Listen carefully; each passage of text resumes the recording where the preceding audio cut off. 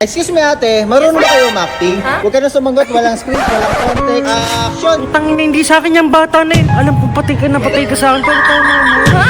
Sino ka ba? Kala mo naman ang gwapo mo. Habol ka ng habol sa katawan ko. Putang ina.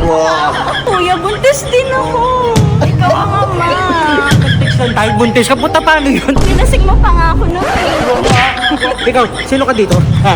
Tangin mo. Sino ka tayo? Excuse me. Sorry. Sino mukha mo, ha? Ginaganyan mo yung mga jowa ko. Alam mo bang kami nitong dalawa na to? Wow. Ha?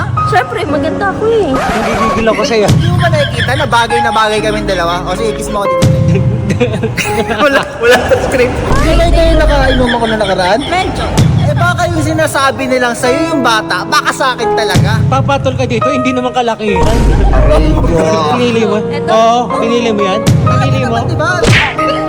Pero kung talagang mahal mo ko, ba't mo ako sinasaktan? Sinampal mo ko. Sorry, nadala lang ako, babe. Eh diba nakita mo, babe, ang tawag sa akin. Bakit ba nung kayo pa? Anong tawag mo sa kanya? Borno. Para kang may salita ka ng salita.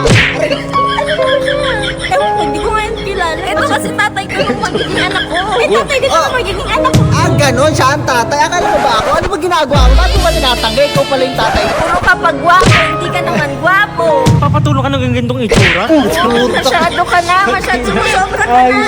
Baka pag yung akala mo, hindi mo ako yung baba mo.